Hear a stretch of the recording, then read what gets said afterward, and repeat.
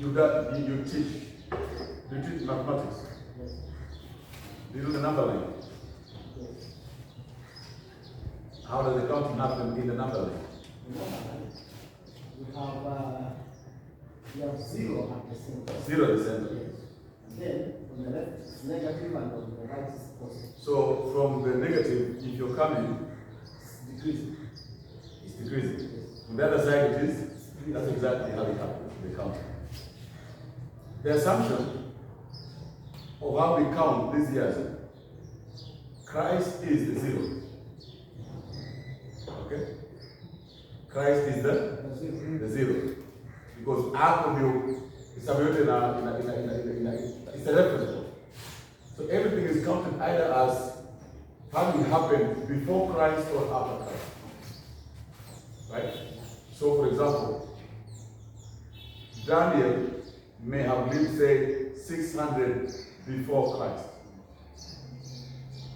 David lived earlier than Daniel. So he lived maybe 1,000 and something before Christ. So if you're coming from Adam to Jesus, it is decreasing. You're subtracting. Ile muda kuelekea Yesu mpaka kufikia Yesu inapungua. How far are we from Jesus from Adam? Very far. How far are we from Jesus from Abraham? Near. David, near. Okay? Mpaka kufikia kwa Malaka is very near. That's why it's decreasing. Because Jesus is the reference. But once you arrive at Jesus, everything that happens after Jesus is now adding. Okay? So we are living 2,000 years after Jesus.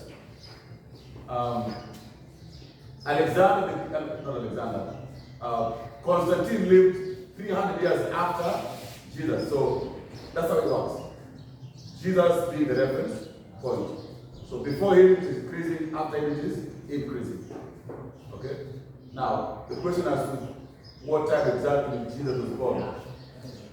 Yeah, because you have heard me saying 4 BC. Yeah. So was Jesus born before he was born? Because if his birth is supposed to be at 0, how come he's born 4 BC? So we answer that question for that. You answer that one for that. Yeah, but it's an important question. Yeah. Now if you let me just give you a hint. If you have this book, this guy will answer that question and he will help us to answer it. Yeah. And it's a very simple answer. Not as difficult as it. Are we good? Okay. So, tumeshaona unabii wa Daniel. Daniel 2, Daniel 7. 4 empires, then a 5th empire. We are now seeing empire after empire after empire. Babylon, Persia, now the Greeks.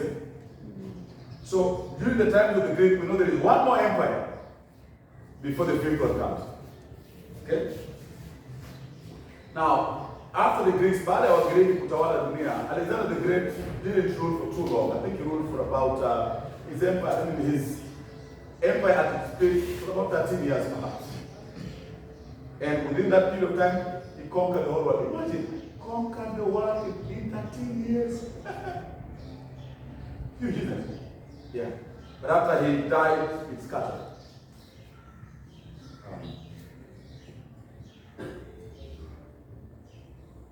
The Roman Empire also has a history. Now, Rome as a city. Mji wa Roma ulianzishwa nafikiri mwaka wa 760 kama sijakosea. 750. Thereabouts. That's when that city was founded. 735 to be precise. 735 to be precise. That is when the city of Rome came into being. But it was not a significant player in world politics. Yeah? Hawakuwa wachezaji muhimu katika siasa za ulimwengu. The big boys had been the Egyptians, the Assyrians, the Babylonians, and then the Persians, and then the Greeks. Okay? So they followed each other. Around 735 BC, when Rome was founded as a city, who was the ruling world empire then? The Assyrians. They were the big boys. They're the big boys who were the Egyptians before them. But Rome was just a little city. Yeah, but it was founded around 935 BC. 735, not 9. 735 BC.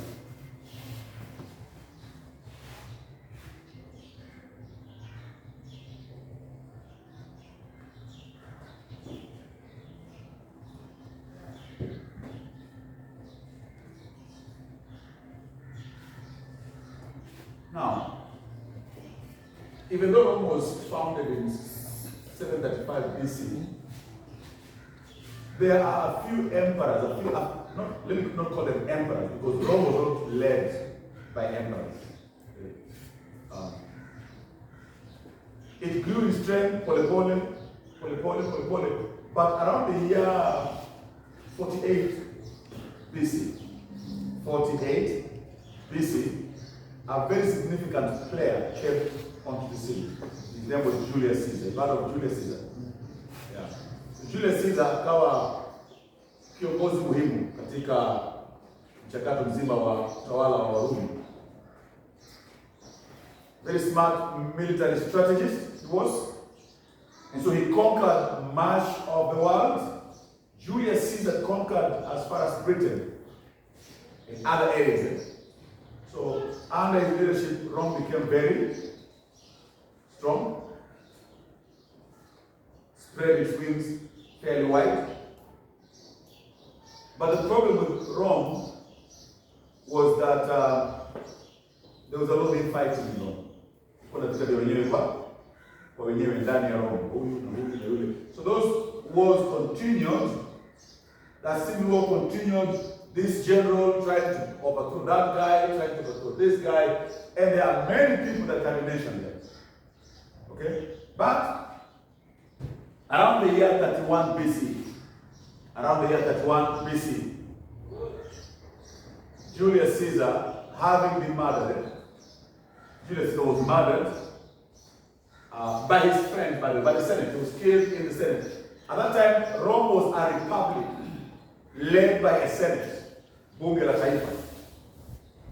And then there was someone whom they call the consul, who would be like the CEO, but he works under the supervision of the Senate.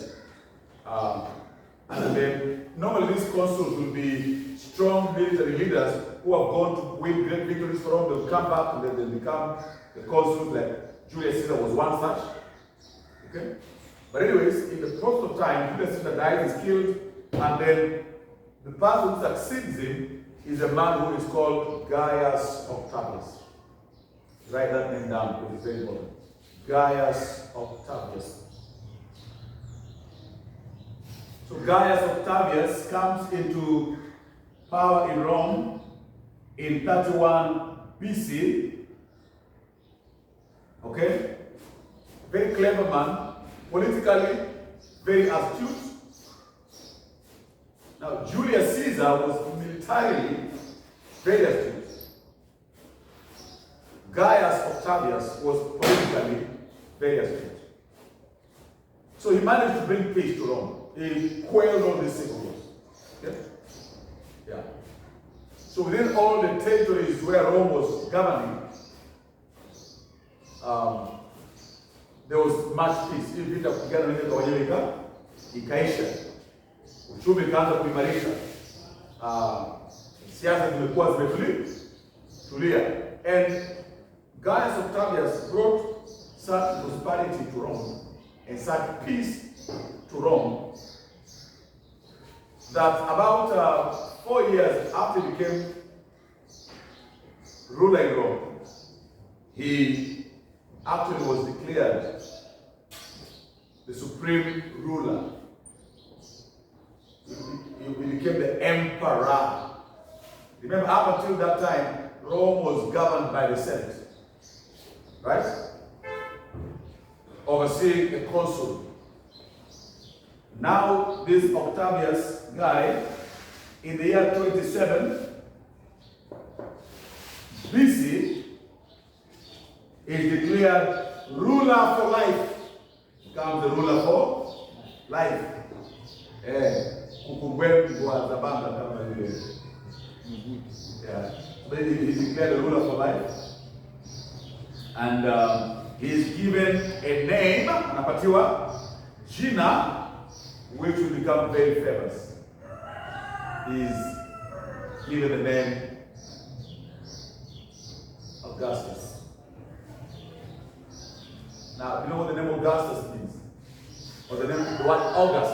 You know, we have a month called August here in our calendar. You know what that means? August. August. Nani? No.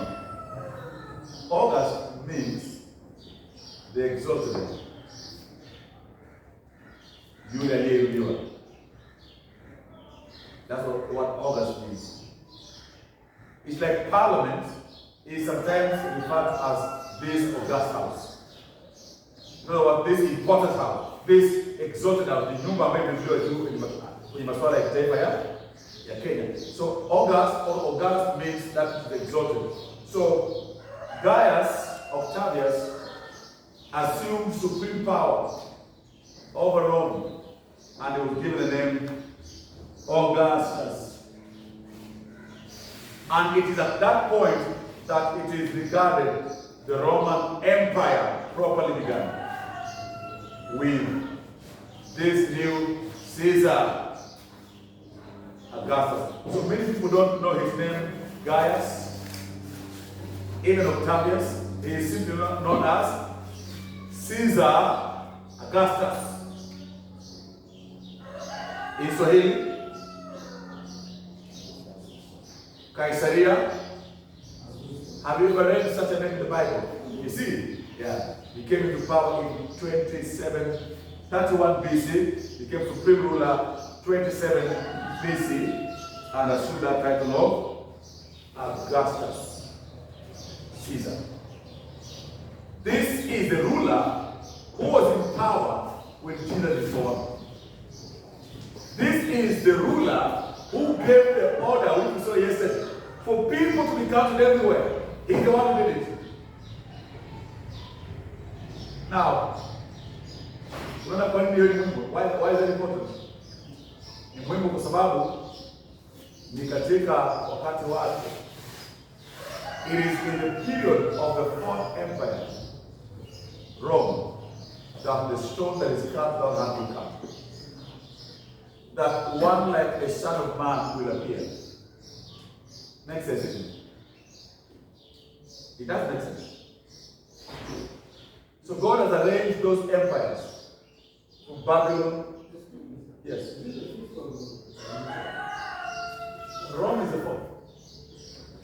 Beginning from Babylon. Yeah. You know you're counting fifth because I've mentioned Assyrians. Oh, yeah, but the vision that ilionekana wakati wa Babylon. So tunaanzia kuhesabu kwa Babylon. Assyria walikuwa kabla ya Babylon. That's why we hesabu kwa watu. Niliwataja lakini hatuhesabu sana. The ones who are counting is from Babylon. Then Persia. Then Greeks. And then now the Romans. That's four.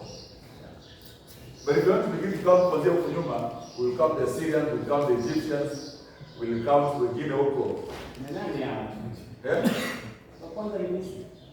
Yeah, the Egyptians. Oh, no. Yeah, Egyptians. Maybe even before the Egyptians or others. Yeah? But you see, our counting begins with the vision of Daniel and the dream of the organization. That begins with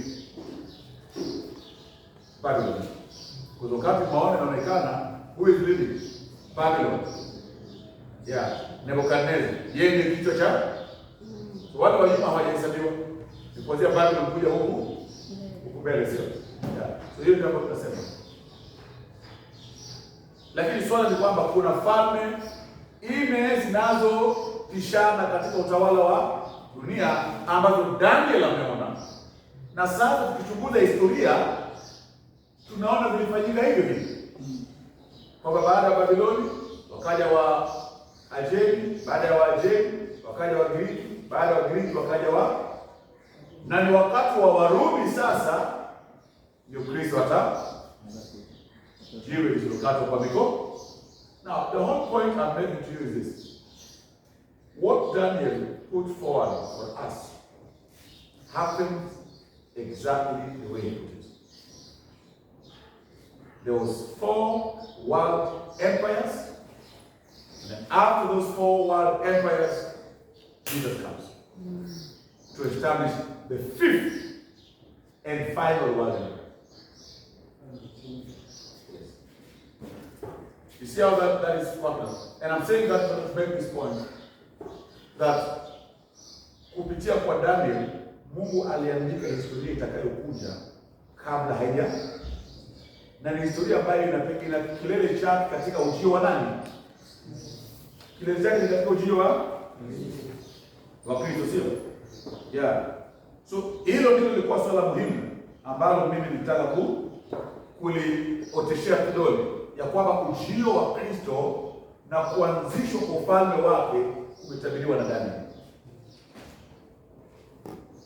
na kumetekelezwa katika njia ile ile ambayo Daniel alisema. That's the first important thing that I want us to bear in mind.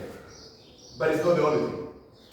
There's an even more important thing that I want us to, because we're looking at the Old Testament rules of the church, and we decided to look at Daniel and come this way. I think the question we need to ask is this: why these 4 world empires? Why? Because God is telling Daniel there will be 4 world empires before Jesus comes. The question must be, why? Why 4? Why must this one? Mbona Yesu akuje tusahii? Mbona ngoje mpaka hizi falme hizi? Hili ni swala muhimu sana. Sasa basi, hapa ndipo mchakato unaanza kuwa kusisimua sana. Maanake ukiangalia katika historia ya hizi falme, tuseme falme 4, kila ufalme unachangia kwa njia muhimu sana hatua zitakazopelekea ujio wa Yesu, kazi atakayofanya na kanisa atakalopanda baada yake kunawiri kama ilivyo nawiri. All these empires have some influence on that church and how that church will grow. They all play a part. Especially the last 2, because those are the ones we'll focus on. Especially the last 2. But let's mention the first 2, the Babylonians and the Persians. Why were they important? In this way: the Babylonians are the ones who completed the exile of the people of God, right? The last exiles, wale wa mateka wa Wayahudi wa mwisho kwenda utekwani, walienda chini ya mamlaka ya Wababiloni. Nebuchadnezzar took them to exile 586 BC. Daniel and his friends Ezekiel are all carried there. Jeremiah is part of that whole process. Yeah. So the significance of the Babylonians is they completed, as it were,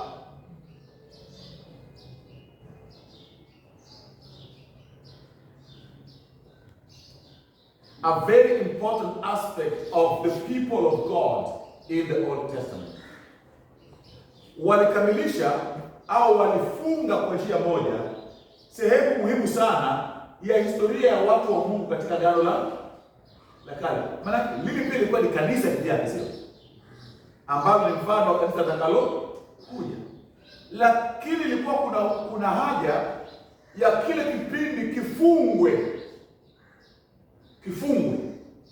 ili mchakato wa kuibuka kwa kanisa la Agano Jipya uanze. Kufungwa kwa chapter ile kwa kiwango kikubwa, sisemi kwa kabisa, ila kwa kiwango kikubwa, kufungwa kwa historia ya kanisa la Agano la Kale inafanyika na Wababiloni. God has a physical people throughout Old Testament times. That chapter is going to begin to wind down, and who completes the winding down of that is the Babylonians. Makes sense? Because it is they who complete the exile of the old covenant community. Who replaced the Babylonians? The Persians. Why are the Persians very significant? Mbona wao wanakuwa muhimu sana? Wapasha ni muhimu sana kwa sababu wao ndio Mungu ataanza kuwatumia kurejesha mateka waliotawanywa na wa Babiloni. Sawa? Manake ni mfalme Cyrus ndiye atakayetoa amri kwa Yerusalemu kujengwa tena na hekalu kujengwa tena. Ni yeye atatoa amri hiyo. Sasa kule kurejeshwa kwa wale Wayahudi katika nchi yao na kurejeshwa kwa ile ibada yao katika eneo lao lile, si kwa sababu Mungu anataka kujenga tena Israel kama ufalme kama ilivyokuwa wakati uliopita, because they never exist as such. Ni kwa sababu Mungu anarejesha pamoja ile kabila au ule ukoo ili atengeze mazingira safi ya kutimiza unabii uliotoka kwenye Agano la Kale kuhusu Masihi. Masihi atazaliwa katika Bethlehemu ya Uyahudi, sio? Atazaliwa kama Myahudi, pakiwa na culture na tamaduni na ibada ya Kiyahudi. Maana lazima azaliwe chini ya sheria, sio? So lazima pawe na kukusanyika kwa lile taifa, hata kama si lote, lakini kwa kiwango kikubwa pawe na kitu kama taifa la Kiyahudi linalorejeshwa ili azaliwe mfalme wa Wayahudi. Ila huyu mfalme wa Wayahudi atakuwa pia ndiye msingi wa kanisa. So do you see now why the Persians become important? They are the ones who are used by God to bring in the restoration of the Jews to their land in preparation kwa maandalizi ya ujio wa Kristo. Maana Kristo lazima azaliwe katika taifa la Kiyahudi. Now what I'm telling you is this: these empires are not just rising and falling randomly. God raises them, right? Yes. They carry out an important purpose in the history of God's plan, and then God removes them. And then God brings another one to carry out the next plank of the plan. And then God removes them. You see? Yeah. So what we saw in Daniel 2 and Daniel 7 is the plan of God. Nebukadnezar, na wewe kuna jambo utakalofanya. Kimaliza nitakuondoa, nitawaleta Waajemi watekeleze awamu ya pili ya mpango wangu, kisha nitawaondoa, alafu walete Wagiriki watekeleze awamu ya tatu, kisha nitawaondoa, alafu walete Warumi watekeleze awamu ya 4, alafu nitakapokuwa na waondoa, sasa nitamwekeza ufalme wangu. That's what is going on. And that is the plan that is laid out. Okay? Now, why am I saying to you all of this? I'm saying to you all of this so that you can know that God controls history. He raises kings, He brings them down. He raises them for His reasons. Once they have served their purpose, He removes them. And then He brings a new one who serves His purposes. Now all these kings wako na matabia mbalimbali. Wengine wakali, wengine wapole, wengine wazuri, wengine wabovu. Na kila mmoja katika tabia zake kama alivyo anatekeleza makusudi ya Mungu. So kuna wakati Mungu anataka kutekeleza makusudi yake na inahitaji mfalme mkali, katili, anainua mfalme mwanamke. Baada inahitajika mfalme mpole, anainua mfalme mwanamke. Yeah. Mfalme wa kusikata watu wa Mungu anainua Babiloni, peleka exile. Mfalme wa kukusanya anamuinua Cyrus. In fact, Isaiah 55 calls Cyrus, the king of the Persians, my servant. Yeah, my son, my servant. God raised him for a purpose.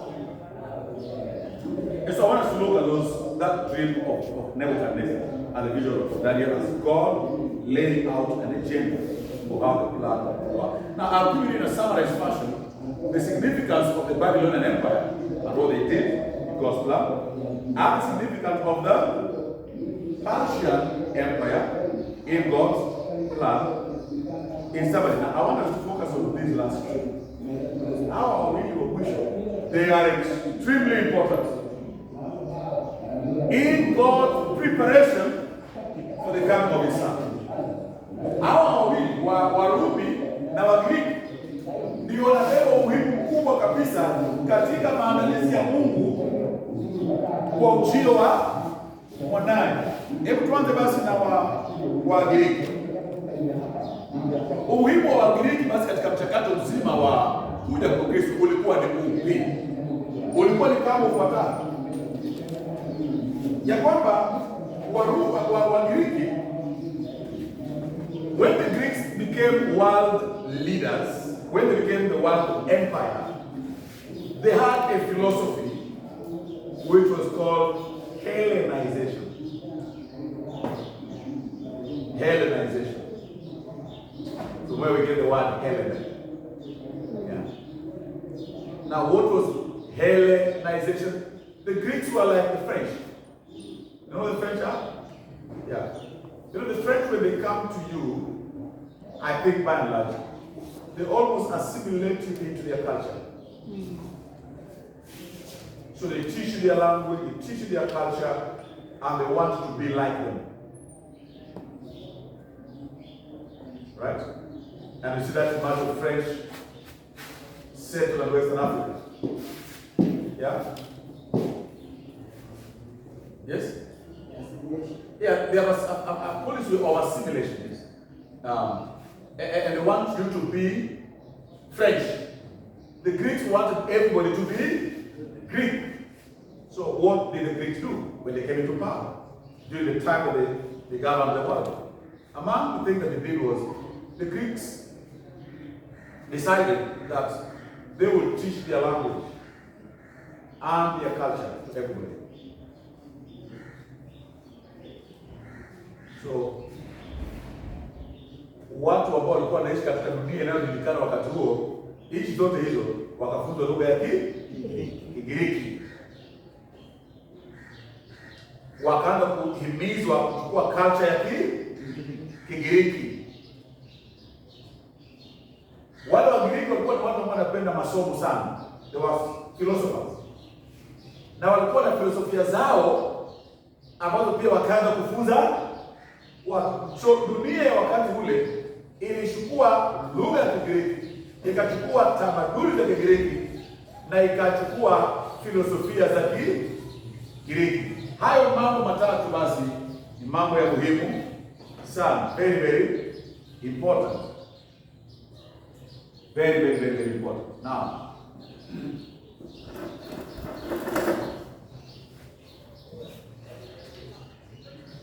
what was the impact of the policy of the Greeks, and how important was that for the development or for the church? Because what I want us to look at now is the influence that each of these cultures had on the coming of Christ and of the development of the church. Now, what was the particular Greek influence? What was the particular Greek influence? One, when the Greeks decided that everybody is going to learn the Greek language, essentially what they managed to do was to give the world one common language. Walipatia dunia lugha moja inayounganisha dunia, ili kwamba ungelikuja Alexandria, Egypt, ukienda sokoni kufanya biashara, hauna shida, maana watu pale wanaongea Kigiriki. Ukienda Roma kufanya biashara, utapata pale wanaongea Kigiriki. Ukienda Antiochia, so wherever you went within the Greek Empire, in these major towns, major metropolis, you would find communication very easy. Very, very easy. Very, very easy. Now that's important too. Yeah.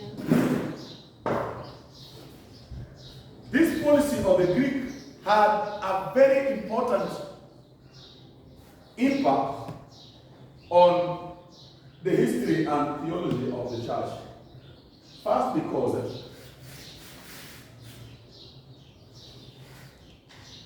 of this policy of Hellenization,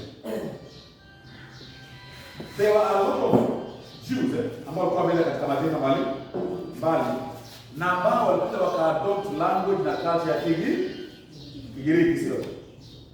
Sasa hii language na culture ya Kigiriki, Hellenization, ambao wali-adopt, ilimaanisha kwamba sasa hawawezi kuelewa lugha ya Kiebrania kama wale Wayahudi wenzao wanaoishi Palestine. So about 200 BC, if I'm not mistaken, hao Wayahudi ambao wameadopt culture ya Kigiriki na lugha ya Kigiriki, we are calling them the Hellenized Jews. They are Jews, but they are Hellenized. Hellenized means they are Jews who have adopted the Greek language and culture and everything, but they are still loyal to the religion of the Jews. Kidini wangali wao, lakini kilugha na kitamaduni wamekuwa ni wa Yunani. Na hiyo inakusaidia kuelewa baadhi ya matatizo ambayo yanafanyika kwenye Matendo 6. Pametokea mchakato baina ya Wayahudi na Wayahudi wa Kiheleni. Yeah, those are the differences there. Ubaguzi unafanyika pale. So anyways, hao Wayahudi ambao walikuwa wanaishi Alexandria, remember? Alexander the Great founded the city of Alexandria. There was about 1 million Jews who lived there.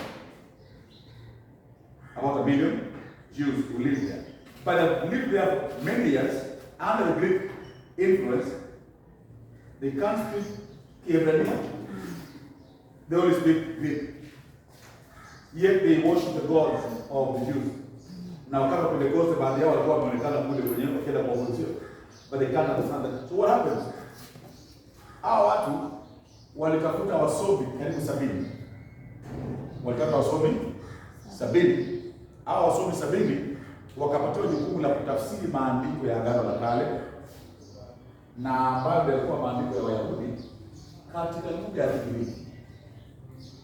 So a team of 70 scholars were given the task of translating the Old Testament from the original Hebrew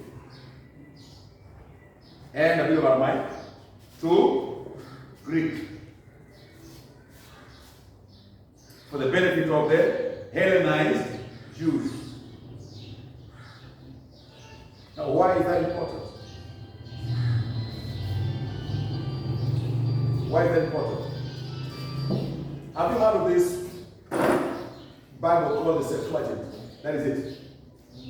The Septuagint is that Bible which was translated from the Hebrew to Greek for the benefit of Hellenized Jews. The significance of that is this: that even before Jesus came, hata kabla Yesu hajaja, 200 years earlier, the Old Testament had been translated into a language that the whole world can understand. Agano la Kale limetafsiriwa katika lugha ambayo ulimwengu mzima unaweza Kabla ya hapo, neno la Mungu lilikuwa lapatikana katika lugha moja peke yake, lugha ya Kiebrania. Lakini Mungu ashajua Yesu atakuja, sio? Injili lazima sasa iende kwa mataifa yote. Sasa mapema miaka 200 kabla, chini ya utawala wa Wagiriki, anawasababisha Wagiriki walazimishe dunia nzima kuongea lugha moja. Alafu kwa sababu kuna lugha moja hiyo, Wayahudi ambao hawaelewi Kiyahudi wanadai Biblia kwa lugha ya Kigiriki. And then 200 years before Jesus came, we have the entire Old Testament in the Greek language. That's an amazing thing. You know why? That is amazing because wakati Yesu atakapokuja, do you know which Bible he used? It is that is the Bible he used. And the apostles, where they were preaching, do you remember they were using? That is the Bible they were using. It is the Bible that was used, the Old Testament Bible that was used by the New Testament apostles. was a Bible that was translated into the Greek language because of the influence of the Greek culture. God put the Greeks there for that purpose. Okay? You see how God controls this? Yeah. 200 years kabla Yesu hajaja, Mungu ashaweka Bible in place. So now, notice first, there is a worldwide language, and then now there is a Bible which can be found in that worldwide language. Interesting, isn't it? Doesn't it therefore surprise you? It should surprise you then that the Apostle Paul could actually go anywhere within the world of his time and stand and preach from the Bible in the Greek language because people understand it and they have it. So let me ask you this question. Our missionaries walikuwa wanakuja Kenya, walikuwa na matatizo mengi sana. Matatizo mengi. That's why Christianity in Africa haikuenda haraka vile. Tatizo lao kubwa zaidi ilikuwa ni gani? Lugha. Mzungu amekuja hapa anabibilia kwa lugha ya Kiingereza, yeye mwenyewe haelewi Kigiriama, alafu akakuja anabibilia how do they communicate? Amebeba cha thamani lakini hakiwezi kapokea kwa sababu ya language barrier. Because God wanted the stone that is carved out of hand. Notice Daniel 2. It grew quickly and filled the whole world quickly. God wanted the church to grow quickly. So he removed that barrier. He removed the language barrier. How did he do it? By bringing into power a people who had a policy of assimilation. A policy of forcing people to adopt their language. God brought the Greeks to do that. Unify the world under one language, lessen the Old Testament in that language. That was the purpose. So yeye hapo anatoa hizi falme bure tu, alikuwa anawaleta kwa makusudi. And that's the word religion. The most important contribution of the Greeks to the rise of the church and the quick spread of the church is that the Greeks removed the language barrier. They laid the world bare. The Old Testament could be read almost anywhere in the world. Anywhere. And people could understand it. In other words, the God who up until now was known as the God of the Jews was in a sense now being made available to the entire world. That is a very important thing that the Greeks did. Okay? In that sense, they had a very important impact on the rise and growth of the church. Now the second major influence, and the third, the same language, Bible in the Greek language, and then the third is the Greeks were philosophers, but they were also worshippers. Their worship and their philosophy was kind of went hand in hand. Wagiriki walikuwa na aina fulani za filosofia, na filosofia maana yake ni njia ya kutafsiri maisha, njia ya kujaribu kuelewa maisha. That's what a philosophy is. Philosophers try to make sense of the meaning of life. And the Greeks, because they were learned people, they were great philosophers, put forward many theories of what the meaning of life is, on how life can be lived. Okay? Now when people get a new theory about life, they try to use it. They try to use it. But if it turns out that theory is not correct, it fails. And when it fails, people are disappointed. They are very, very disappointed. Now the Greeks brought those theories. Theories of religion, theories of life, theories of this, which people tried within the empire. But after a few hundred years of trying the Greek philosophies and theories, these theories proved to have been insufficient to answer the questions of life. Hizi filosofia zao zilikuwa haziwezi kujibu maswali ya kimaisha.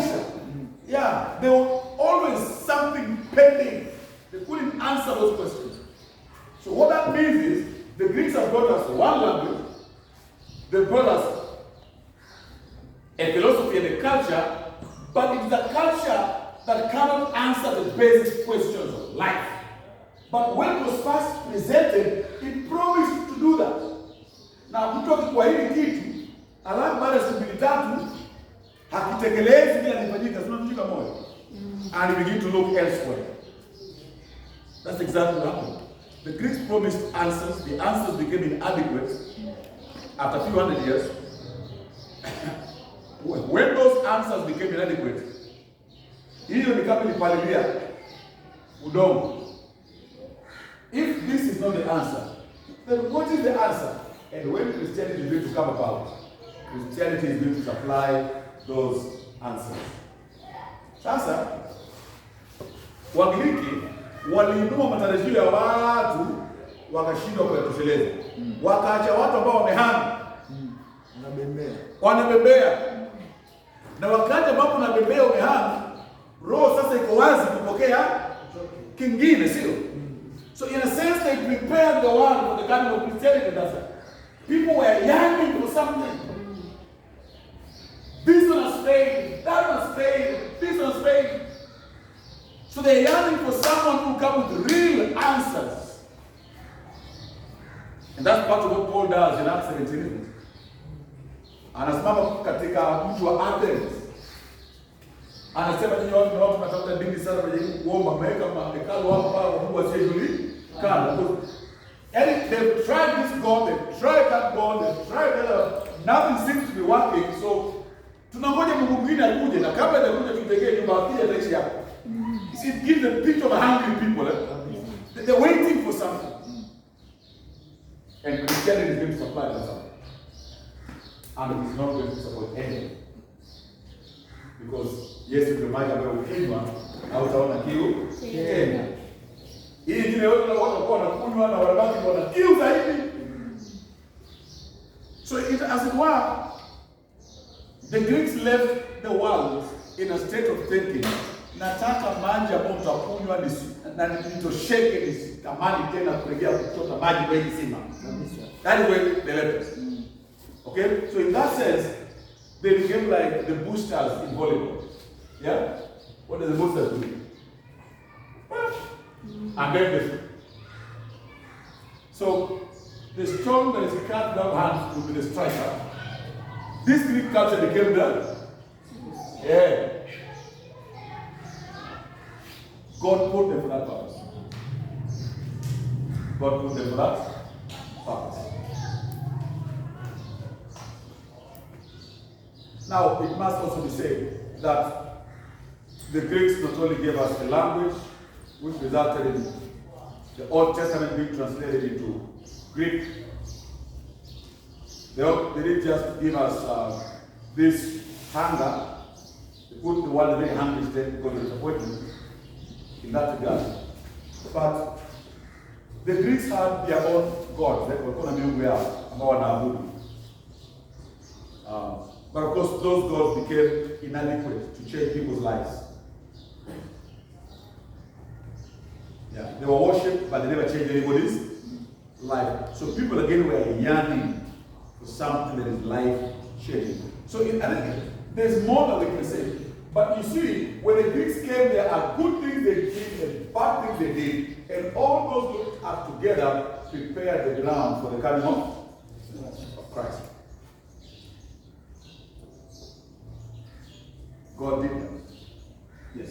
So you mean that period when Alexander the Great was ruled? Yeah. The whole world was one language. Yeah, you see, Alexander the Great was around for about 12, 13 years. Okay? But the culture that he left continued for hundreds of years after him. Because even after his kingdom was divided into 4 parts, it was still part of the Greek culture. So, to the west, Wabi, it is still Greek culture. So Alexander 13 years, but the culture and the dominance of that culture continued for years, hundreds of years, until the Romans would come. In fact, what I will tell you is that when the Romans came, they did not remove the Greek culture. And you wonder why? God did not allow it. God wanted that culture there for the reason that I've shown it. Yeah. But what was the question? Was that my question? Yes. Yeah. Yeah, that's what I'm saying. It was not 13 years. 13 years was when Alexander was ruling. But the Greek Empire continued after he died. Yeah, so this Hellenization began with him, but the 4 generals who took over from him, they continued the same policy. You can't do a lot in 13 years in terms of teaching the whole world the language. Yeah, but he began. Alafu waliochukua nyuma yake waliendeleza hiyo swala. Na ikaendelea kwa miaka karibu 200 almost na kitu. Yeah, mpaka ule watakapo kuja. So though it was a divided kingdom, yeah, into 4 parts, 4 wings, but the 4 parts of the kingdom was spreading the same philosophy of the Greeks. Yeah, makes sense. Sasa ulikuwa unafundisha ukisema kwamba Wagiriki walikuja wakafundisha ulimwengu kuongea lugha moja. Ndio. Lugha moja ya Bible. Sasa imekuwa aje malugha hizi zingine zote zimetokea wapi? Yeah. Moja. Wala haimaanishi kwamba zile lugha zingine zilipotea hapana. Hizo lugha zingine zilibakia vile vile. Ni kama leo sasa hivi wewe unaongea Kiswahili, lakini bado unaongea Kiingereza chako. Naongea Kitaifa chako. Naongea yeah. So it doesn't mean that the other languages were killed. No. It just means that additional to the language that these people were talking, they could also speak Greek. So there was greater interaction. Yeah. So the Jews were still speaking Hebrew. The Romans were still speaking Latin. But additional to the Latin and the Hebrew, they were both speaking Greek. Just like right now here, you probably will speak Congolese. Right? And I will speak Kijaluo. Lakini sasa hatuongei Congolese wala Kijaluo na kutania hapa sio? Yeah. So that language haikuwa zile zingine. Ilifanya tu kuunganisha watu. Yeah. Na mara nyingi baadaye kwa napatikana katika miji mikubwa. Just like the same today. Ukienda kule Nyarugunga, si Kiswahili kingi kule, lakini Mombasa, Siaya, Kisumu, Homa Bay town. Yeah. That's how Greek was. It became a unified language like that. Then why? How come that Africa was still not having the word of God like that? It did. As you should see. Africa did have the word of God. By the way, some of the strongest theologians ever in the history of the church were Africans. We will stop, but I will say that. Yeah. Some of us think that Christianity came to Africa in the 1800s. Yeah, that's what we think. That's what yeah, or maybe 1590s yeah. with the Portuguese. Yes. No. Christianity was in Africa during the days of Paul. It was there. God is there. Yeah. I'll drop you a map here, God willing, tomorrow. As we get to the book of Acts. Christianity was in Africa very, very early. Africa had the strongest, in fact, Augustine, St. Augustine of Italy. You want to St. Augustine? So anybody said Augustine? It was in Africa. The word Trinity was coined by an African Christian. Right, but why is it that these are coming as like it's the first time we are getting the word of God? And there's nothing wrong with it because at some point Christianity was wiped out of Africa, almost, by the Muslims. Especially in North Africa. Yeah, that's what happened. So now there's hardly any Christianity in North Africa. Yeah, but early Christianity was strongest in North and Northwest Africa. Those are the very areas that in about the year 622 AD going forward, up to 700, 800, when Muhammad's successors began to conquer lands, they conquered North Africa. And that's how Christianity died there. So Christianity was there, and then it was smashed by the Muslims, but never destroyed completely. Do you know, by the way, there's a brand of Christianity that continued to survive in Egypt. The Coptic Christians. The Coptic Christians of Egypt date back to the 1st century. And even Islam could not crush them. They continued back to them. Okay? Yeah. So there's a history there. All right. The Ethiopian eunuch, you know? Yeah. Baada ya kubatiza yule dawa.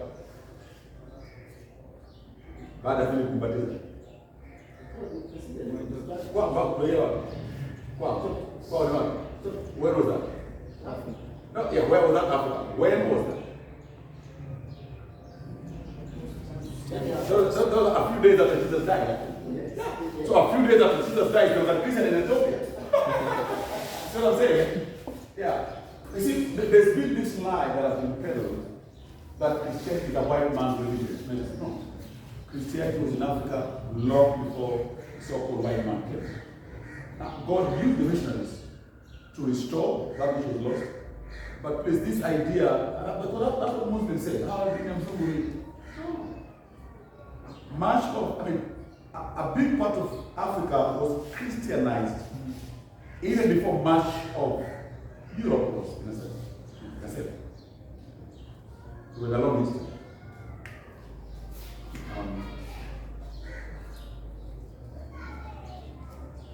So you see the influence of the Greeks. Yeah. God is putting them there, Alphonse, strategically to get certain things done and then remove them. And then it brings somebody else to do what they couldn't do. So you see the influence of the Greeks on the history of Christianity is very important in that, number one, Christianity could spread very fast when it arrived because the Greeks gave the world one language. The word of God in the Old Testament could now be understood throughout the world because the influence of the Greeks gave us the Old Testament in the Greek language. Okay? The false worship of the Greeks left people high and dry. Their philosophies were inadequate to answer the serious questions of life, so that people were now ready for something real. That is what Jesus Christ provided. That's what Christianity provided. So in that way, the Greeks prepared the ground for the coming of Christ. And that's what God had told King Nebuchadnezzar. I will bring this thing to prepare the ground before I unleash the storm. So that was the Greek influence in summary. Now, later on, we will talk about other aspects of the Greek influence to the theology of the Christian church. And I want to talk about those ones when we come to discuss those controversies themselves. But let me just say at this point that even after the church was born, in those very early days, there were a lot of controversies. False teachings which arise here, and then they are responded to by the Christians there. And then out of that, Christian theology develops. Yani, panaibuka fundisho la urongo hapa. Alafu wale Wakristo wa kweli wanalijibu kikamilifu. Alafu yale majibu ndiyo yanaweka msingi wa theolojia ya Kikristo. Christian theology has always crystallized around controversies. People have defined biblical concepts much more clearly as they have responded to false teachers. Now, a lot of the false teachings which attacked the New Testament church arose out of Greek philosophy also. Now, if you remember in the significant class when we look at the doctrine of God and of Christ, doctrines like Doceticism, things like Gnosticism, remember? These were Greek philosophies. And much of the false teachings which emerged within the early church emerged because of the influence of Gnosticism, the influence of these Greek philosophies, because most of these Christians were people who had a background in that sort of thinking. And as Paul and John and the others and the early church fathers responded to these false teachings, Christian theology was crystallized. So in that sense, Greek philosophy, even though it was a negative thing, led the church to respond by clearly defining what our theology is. Yeah. I mean, kuna vitu ambavyo ungewahi kufanya kama mtu anakutukana. Nisema usikwazike sana mtu anakutukana. Ule kabisa hata nyumba huna wewe. Kwa nyumba ingekuwa ni tusi na tukana. Na so your reaction kwa ile tusi kama ulikuwa mtu lazy ambaye ni goigoi, mzembe, ambaye hafanyi chochote, unasema katika huu mwaka haya matusi ambayo sina nyumba lazima ni yaishi. Na jamaa anajituma na anajibidisha, anafanya kazi, anasema anajenga nyumba. Kilichofanya jengo nyumba ni matusi yake. So japo ilikuwa matusi mabaya, reaction yake kwa ile matusi imeleta kitu kizuri. And that's what happened. The false philosophies of the Greeks which infiltrated the church. Kama wanasema kwamba Yesu hakuja katika mwili. Na dhana ile kwamba Yesu hakuja katika mwili ilikuwa tukamana na swala ya kwamba unajua mwili ni mbovu, roho ndio safi. Na kwa sababu hiyo Yesu kama ni mwana wa Mungu haingewezekana aje katika mwili. Na that was what the Greek philosophy led Christians, some Christians, to think like. And then the response to that was, well, Jesus was truly God, but he was also truly man. Here are the scriptures to prove it. Okay? And so the relation between the divinity of Christ and the humanity of Christ were much more clearly defined because of these errors which arose out of Greek thinking. So even though the Greek thinking itself was a bad thing, it produced for the church a good thing. So the Greek culture, philosophy, empire contributed both to the development of Christian theology, but also the rapid spread of the Christian church. Okay? Because God put them there strategically to do that. Anyway, so the Greeks did their job, and then who came after them? The Romans. The Romans will come after them. And what then are the significant things of the Romans? Because what I want to look at is not just that they came, but nini walifanya. What is it that they did that contributed somehow to the development of Christian theology and the Christian church? Now, very quickly, because I want us to go for lunch now, in a short while. When the Romans came after the Greeks, they came up with a policy that was quite different from the policy of the Greeks. And the policy of the Romans was like this. The policy of the Romans was, the Romans came and said, look, we are governing the world, tutawala dunia, lakini hatuta impose culture yetu, hatuta impose lugha yetu, hatuta impose you can have your religion, that's fine. Do whatever you want. So long as you pledge allegiance to Caesar. Okay? So that was their policy. So they did not seek to replace the Greek language with the Latin language. Because if they had done that, it would have taken a long time for the world to unlearn Greek and then learn Latin. And then maybe for us to get a Bible in the Latin language, it would have taken a long time, and Jesus Christ was just about to come. So God brought them, and God causes them to not interfere with the language. They allowed the language to continue. Okay? They allowed the language. So the language that was being spoken, common in the Roman Empire, was not Latin. It was Greek. Yeah.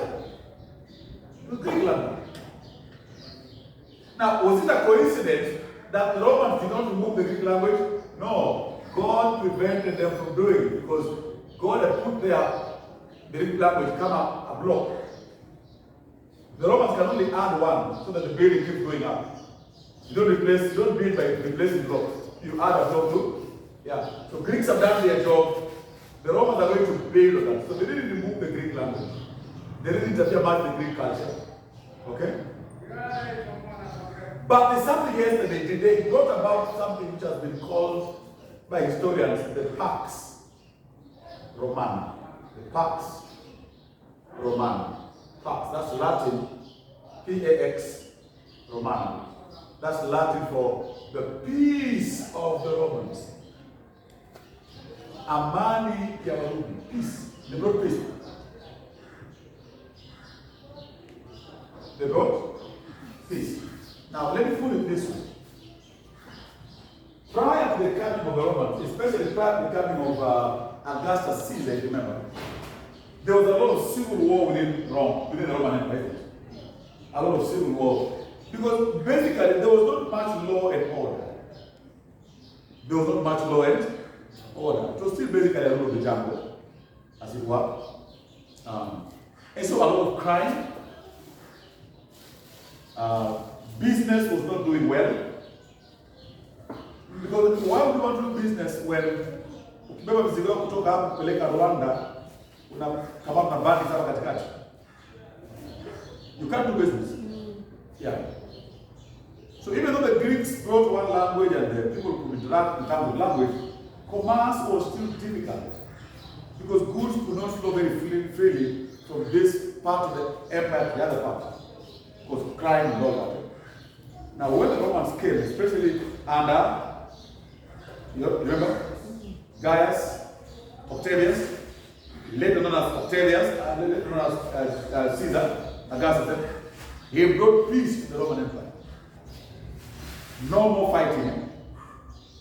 Because one thing the Romans did is, Romans had a very large and effective standing army with which they could use to govern effectively. Now, because of that reason, there was much more security, which means people could travel. Hii barabara, njia za baharini, maanake biashara mingi ya long distance trade happens by the ocean. There were a lot of pirates before the Romans came. Yeah.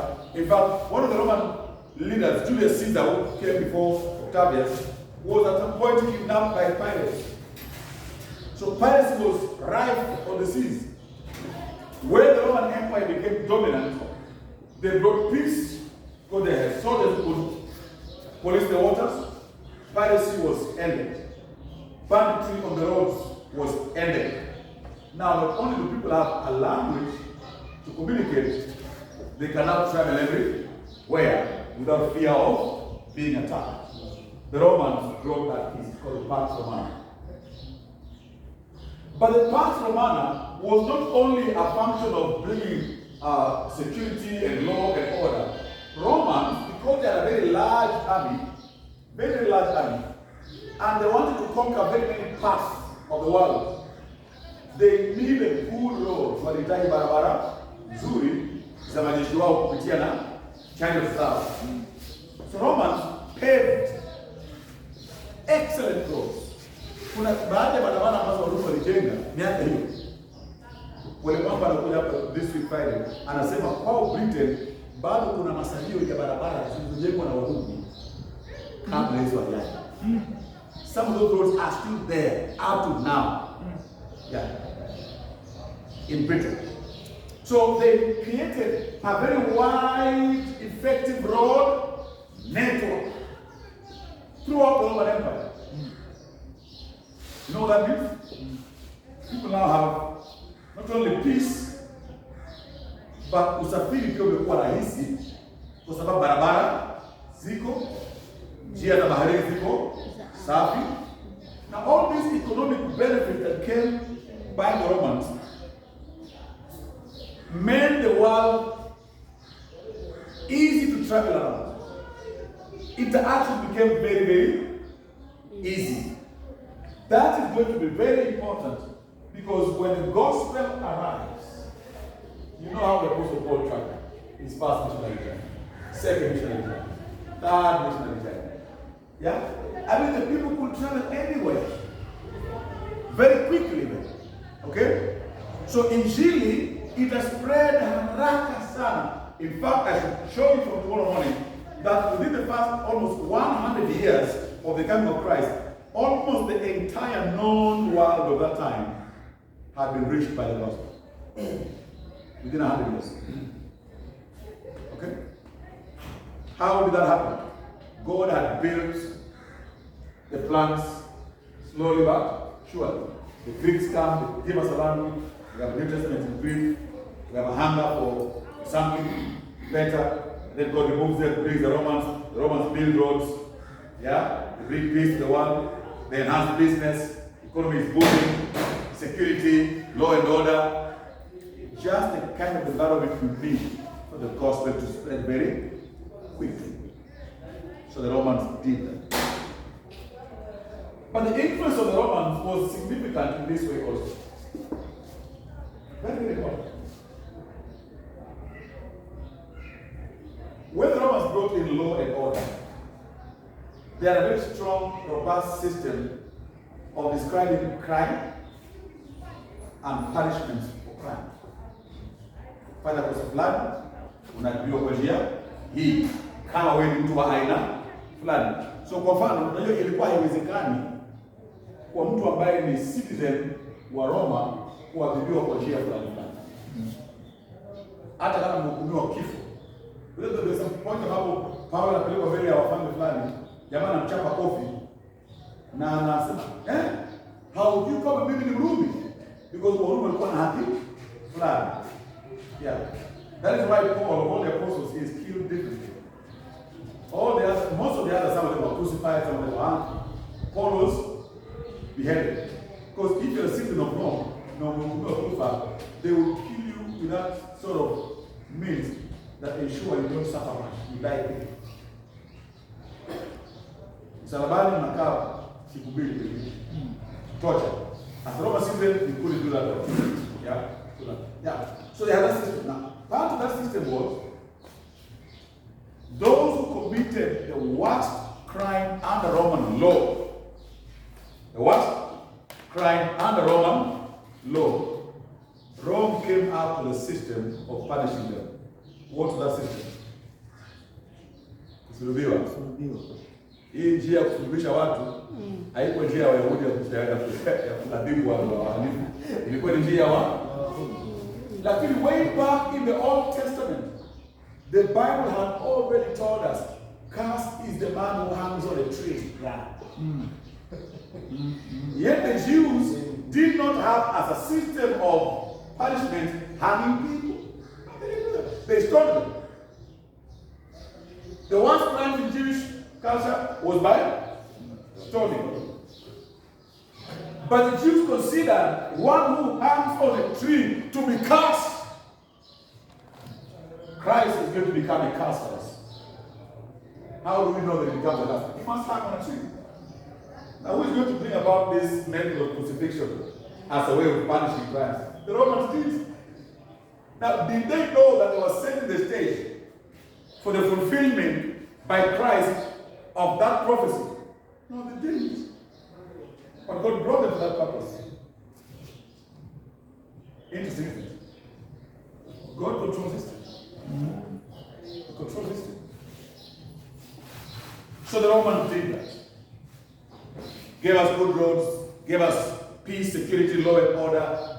They established this law of crucifixion as one that is written out to the worst offenders under Roman law. And that's how Christ is going to die.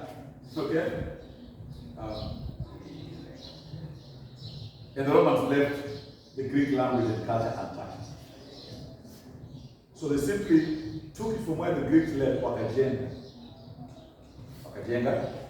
Now, are you seeing the wisdom of God in all of this? Yes. See, are you still doubting whether God controls kings? No. Yeah? He controls them. Eh? You see, when they're doing what they're doing, they don't know they're doing God's will. But everything they do ends up fulfilling exactly what God wants. And that's why God revealed to Daniel, I'll bring forward empires. Each empire will put in a plan. Huyu atafanya hivi, tutamondoa. Huyu ajenge bloki vitatu, tutamondoa. Alafu atajenga ngezi sita, tutamondoa. Huyu ataweka lentil. Baada ya hapo, kisha atakuja na paa. God did all. Isn't it amazing, right? Now, that is what I wanted to show you from those two visions in Daniel 2 and Daniel 7. That God set the stage. God set the stage for the coming of Christ. Through this prophecy of Daniel, God declared that history ahead of time. Sisi tunangoja ifanyike alafu tunaandika. Mungu anaandika alafu inafanyika. You see? Aliandika sasa baada ya kuandika ndio inafanyika. Inafanyika sasa. So, I want to have those in mind. Now, why is this important? This is important because there are certain statements in the Bible that unless you understand this kind of history, you can't make sense of it. You can't make sense of it. That statement in Luke 2, Luke 2. Katika mwaka sijui wangapi wa Kaisaria Augusto. Mbona Augusto hataji? But Luke is keen to tell us that Christ came during the time of the Roman Empire. He couldn't have come earlier. Hakuja mapema kupita hapo. Ilikuwa lazima ni wakati huo. Sio? Mbona Paulo anazungumza kwa kama yafuatayo wa Galatia 4:4. Anasema in the fullness of time God sent his son. Fullness of time means before the time became full, there was a process. I've just showed you what the process was. Jesus comes in the fullness of time to bring a culmination to that process. The coming of Christ and the birth of the church was not an accident. It is something that God has planned for many years. Okay? Now that is the history of the church before the church was born. Goes back. Any questions then? So I want us to take the lunch at this point, if we can.